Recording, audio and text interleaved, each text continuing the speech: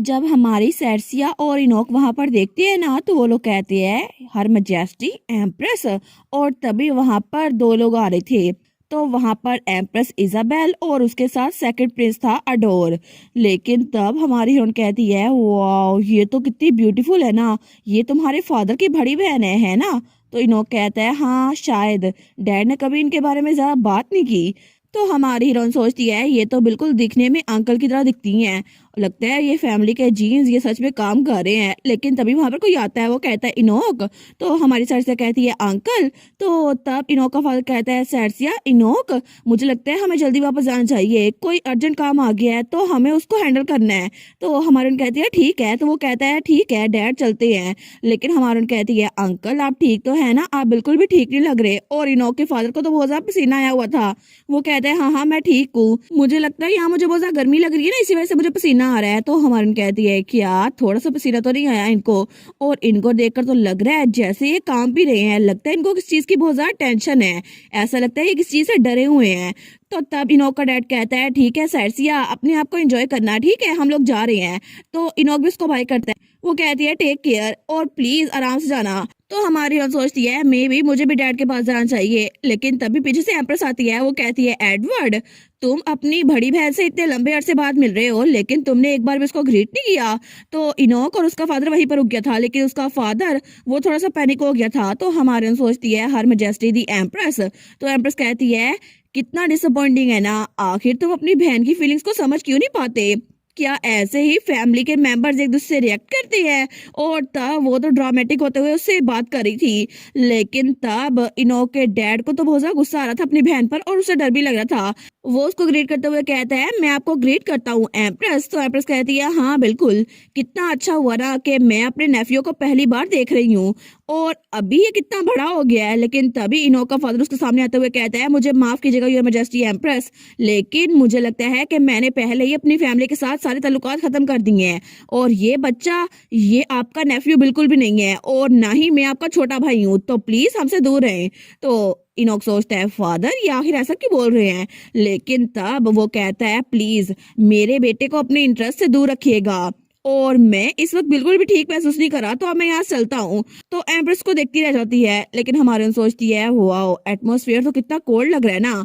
लेकिन एम्प्रेस फिर भी हाँ नहीं मानती। वो कहती है एग्जैक्टली तुम्हारे साथ मसला क्या है? मैं तुम्हारी बड़ी बहन हूँ तो तुम मुझे बड़ी बहन कह के बुलाओ। लेकिन तब तो इनोक के फादर एडवर्ड को तो बहुत ज्यादा गुस्सा आता था। वो कहता है प्लीज अपने आप को मेरी बहन कहना बंद कर दे, मैं आपको कितनी बार कह चुका हूँ योर मैजेस्टी दी एम्प्रेस, अगर आप मुझे अनकंफर्टेबल बनाना ही चाहती हैं तो प्लीज मुझे अपनी फैमिली ना माने, प्लीज इस सबको बंद कर दें। लेकिन तब एम्प्रेस कहती है फिर भी हम लोग फैमिली है, ये बात चेंज तो नहीं हो सकती कि अभी भी तुम मुझसे गुस्सा हो। तो पीछे से नोबस बात करते हैं क्या एक छोटे भाई को ऐसे बात करनी चाहिए, ये तो कुछ ज्यादा ही कर है, आखिर हो क्या रहा है? तो हमारे सोचती है मैंने पहली बार अंकल को इतने गुस्से में देखा है। तो एम्प्रेस कहती है थोड़ा काम डाउन हो जाना मेरे छोटे भाई एडवर्ड, फिर बात करते हैं। लेकिन तब पीछे से लोग बातें किए जा रहे थे सच में वो तो उनकी बड़ी बहन है लेकिन वो कितने रूड हो रहे हैं ना। तो हमारी सोचती है ये बात तो सेंस नहीं बनाती, ये लोग मेरे अंकल के खिलाफ बातें क्यों कर रहे हैं? तब इनोक का फादर वो बेचारा वो तो बस गिरने ही वाला था। वो कहता है प्लीज मुझे जाने की इजाजत दे दे, मैं सच में अच्छा महसूस नहीं कर रहा, मुझे सच में यहाँ से जाना है। लेकिन एम्प्रेस तो बोली जा रही थी क्या तुम मेरे साथ अपनी मिसअंडरस्टैंडिंग को क्लियर नहीं करोगे जाने से पहले? और अभी तक मैंने इनोक से भी गुड बाय नहीं बोला। तो हमारे सोचती है आखिर ये एम्प्रेस है ये क्या चीज है, ये अपने भाई की बात क्यों नहीं मान रही? वो कितनी बार बोली जा रहा है कि मेरी तबीयत नहीं ठीक, लेकिन ये बहन तो मुझे थोड़ी सी साइको लगती है और अगर इसका भाई बीमार है तो आखिर ये उसको भेज क्यों नहीं रही? तो तब एम्प्रेस कहती है कहाँ पे तुम्हें दर्द हो रहा है, अपनी बहन को बताओ ना। तो तब इनोक का फादर अपने सर पे हाथ रख लेता है। वो कहता है योर मैजेस्टी एम्प्रेस, लेकिन हमारे सोचती है सच में मुझे लगता तो नहीं कि इनका रिलेशनशिप इतना भी अच्छा होगा, लेकिन पहले अंकल ने मेरी हेल्प की थी तो मुझे भी उनकी हेल्प करनी चाहिए। वो तो अपना छोटा सा दिमाग पूरा का पूरा दौड़ा रही थी अपनी कैपेसिटी के हिसाब से। वो सोचती है लगता है कि उनको जाने की परमिशन नहीं मिलेगी प्रोटोकॉल की वजह से, लेकिन अगर मुझे अंकल को यहाँ से बाहर निकाला है ना तो तभी उसको एक आइडिया आया था। वो सोचती है बेस्ट, मुझे लगता है कि मुझे यही करना चाहिए। तो वो दिल में सोचती है मुझे सबसे पहले कोई सीन क्रिएट करना होगा तो तब वो कहती है, अंकल आप ठीक तो है ना, देखे सही आपके चेहरे पे कितना पसीना आया हुआ है, आप तो गिरने वाले हैं ना। आपने पहले कहा था आपको बुखार है और आप दर्द में हैं, आपका चेहरा तो पीला पड़ गया है ना इनोक? अंकल को जाके रेस्ट करना चाहिए, है ना? तो उसको आंख मारती है। इनोक कहता है क्या? तो वो आहिस्ता आवाज में कहती है, अंकल की हेल्प करो ना मेरे साथ। तो इनोक को भी बात समझ आ गई थी। वो कहता है, बिल्कुल फादर, चले ना वापस चलते हैं स्टेट में, आपकी तबीयत ठीक नहीं है। तो एडवर्ड कहता है, इनोक, वो कहते हैं अगर आप पिछली बार की तरह दोबारा से बेहोश हो गए तो फिर?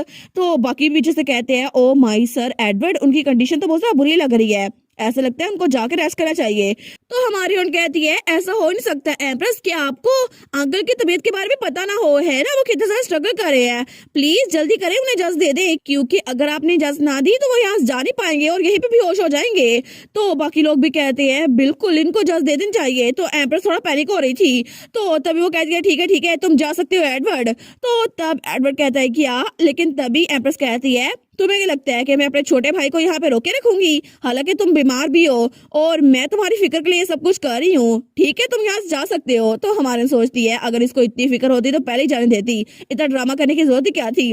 लेकिन तभी एडवर्ड वो नौकर लेकर जा रहा था, वो कहता है, ठीक है अब हम लोग चलते हैं। तो तब हमारी हीरोइन को बाय कर रही थी, लेकिन उसी के पीछे एम्प्रेस खड़ी हुई थी। तो हमारे सोचती है, अरे हाँ मुझे भी इन लोग के साथ चल जाना चाहिए था, अब ये एम्प्रेस मेरे पीछे खड़ी हुई है, लेकिन पता नहीं क्या सोची जा रही है, मुझे तो अब इससे डर लगी जा रहा है। और तब उसके पीछे एम्प्रेस वो तो गहरी सांस लेती है। तो हमारी सोचती है, मैं तो बहुत ज्यादा नर्वस हूँ, हर कोई देखकर बता सकता है कि इसको इस वक्त गुस्सा आया हुआ है, लेकिन सारा गुस्सा मुझ पे ना उतार दे।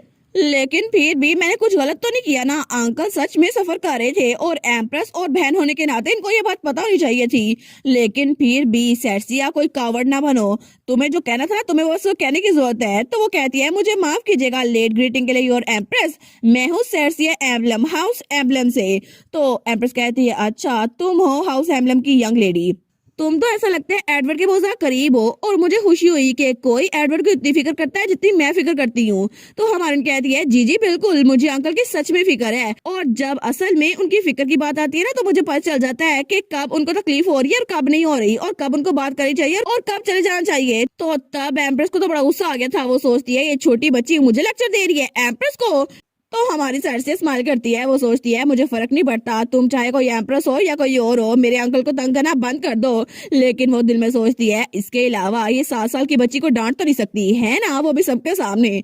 तो एम्प्रेस स्माइल करते हुए कहती है, यंग लेडी हाउस एम्बलम से, कितनी अडोरेबल है ना तुम, जैसा कि मैंने किसी एम्बलम से एक्सपेक्ट किया था बिल्कुल वैसे ही हो। और तब अपने बेटे से कहती है, चलो अडोर हम लोग चलते हैं, और कितने शर्म की बात है ना, लेकिन मुझे लगता है कि इनोक और एडवर्ड से मिलने की बहुत सारी अपॉर्चुनिटीज आएंगी, हम कभी और मिलेंगे। तो हमारे उन कहती है, प्लीज आराम से जाइएगा योर मैजेस्टी। तो वो और सेकंड प्लेस पास चले गए थे, लेकिन हमारे सोचती है, इसने बोला एम्बलम की तरह एक्सपेक्ट करती हूँ मैं तुम्हें, लेकिन आखिर इस बात से मतलब क्या था, क्या ये पहले किसी एम्बलम से मिल चुकी है? लेकिन तभी वो वापस आ गई थी। तो वहां पे एक नाइट बैठा हुआ था, वो कहती है, प्लीज मुझे पानी पकड़ा दें। वो कहता है, लेडी सेर्सिया आप कहाँ पे चली गई थी? तो तब उसको पानी का गिलास देता है। वो कहती है, मैं तो हर मैजेस्टी एम्प्रेस से बात कर रही थी, लेकिन क्या एम्प्रेस एम्बलम्स को नापसंद करती है? तो वो नाइट कहता है, जी जी बिल्कुल ऐसे ही समझ दे, क्योंकि एक बार जिस इंसान से वो प्यार करती थी ना, उन्होंने लेडी मेलरीसिया यानी कि आपकी मोम को प्रपोज किया था।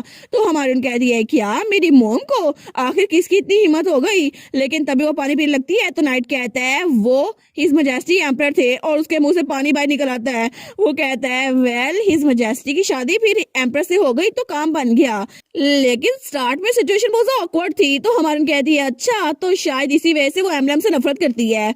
लेकिन वो सोचती है, आखिर गड़े मुर्दे उखाड़ने का फायदा ही क्या है, अब ये सब कुछ तो खत्म हो चुका है ना, तो पता नहीं ये ऐसे एक्ट क्यों कर रही हैं। लेकिन मुझे ये एम्प्रेस बिल्कुल ठीक नहीं लगती, फिर भी मैं तो 7 साल की हूँ ना, आखिर एक बच्चे को क्या ही फर्क पड़ेगा, मुझे इसको सीरियसली लेना चाहिए।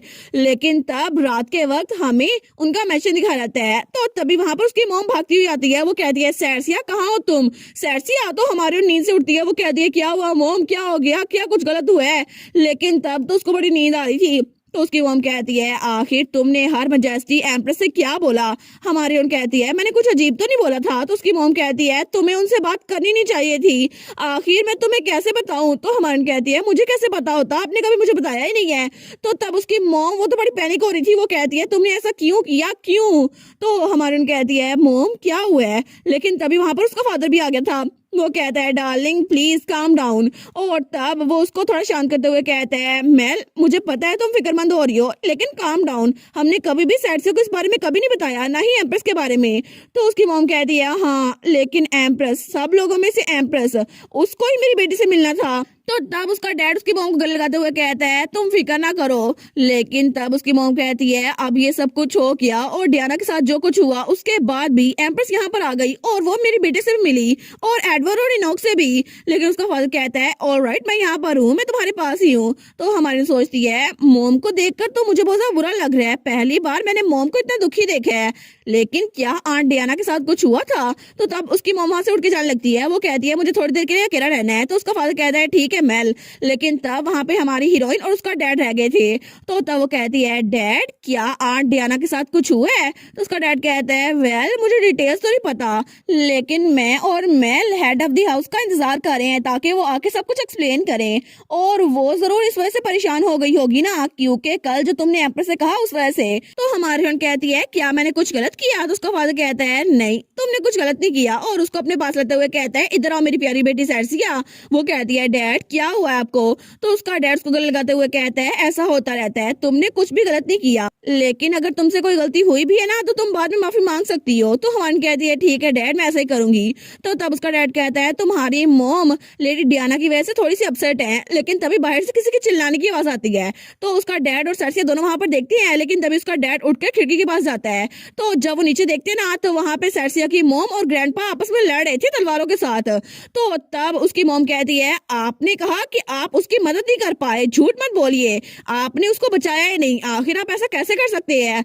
आपको पता है कि वो आपके दुश्मन की बेटी है, लेकिन फिर भी आखिर आप एक इंसान की जान कैसे नहीं बचा पाए? तो उसका फादर कहता है तुम्हें लगता है कि तुम मुझे इंसल्ट कर पाओगी अपने फादर को? तुम इतना कैसे गिर सकती हो? लेकिन तभी सैरसिया का डैड वो खिड़की बंद कर देता है। तो हमारी कहती है डैड क्या हो रहा है बाहर? लेकिन तब वो हमारी हीरोइन के पास आते हुए कहता है सैरसिया तुम इस कमरे में रहो और बाहर मत आना, ठीक है? तुम्हें समझ आ गई ना? वो कहती है लेकिन मॉम और ग्रैंडपा लड़ क्यों रहे हैं? तो हमारी हीरोइन का डैड कहता है मैं जाकर देखता हूँ क्या हो रहा है, तो प्लीज यहाँ पर हो सैरसिया, ठीक है? वो कहती है ठीक है डैड। तो उसका डैड कहता है गुड गर्ल। और उसका डैड भी थोड़ा परेशान हो गया था, लेकिन तब वो जल्दी से वहां से भागता है। तो हमारी सोचती है मेरे डैड ने मुझसे कहा भी है कि मैं काम डाउन रहूं, लेकिन मुझे ऐसा लगता है जैसे कुछ ना कुछ गलत हो गया है। और आखिर आंट डियाना के साथ क्या हुआ होगा? और मैं तो उनके बारे में बहुत ज्यादा फिक्रमंद हूँ, लेकिन सबसे ज्यादा फिक्रमंद तो मैं इनोक के बारे में हूँ। वो तो जरूर इस बारे में फिक्रमंद होगा ना, क्योंकि वो आंट डियाना से मिलना चाहता था। और तब जब उसने हंटिंग कंपटीशन में मुझसे कहा था क्या मैंने तुम्हें बताया अगर मैं इस कंपटीशन को जीत गया ना तो मैं अपनी मॉम के साथ रह सकता हूँ।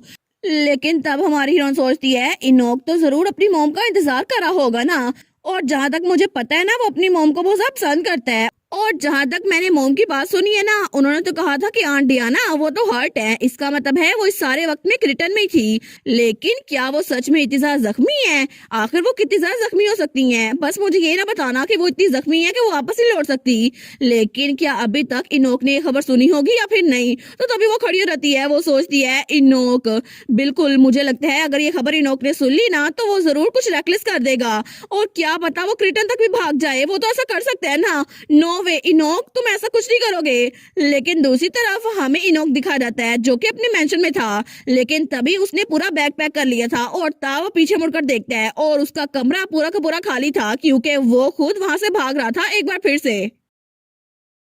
और इसी के साथ ये वाला पार्ट यहीं पर ख़त्म। तो आप लोग बताइएगा आप लोग को ये पार्ट कैसा लगा, और वीडियो को लाइक और चैनल को सब्सक्राइब लाजमी कीजिएगा। बाकी वीडियोस का लिंक भी स्क्रीन पर नज़र आ रहा होगा, तो काइंडली उनको भी चेकआउट कर ले। और thank you so much for watching my videos. Stay safe, bye bye.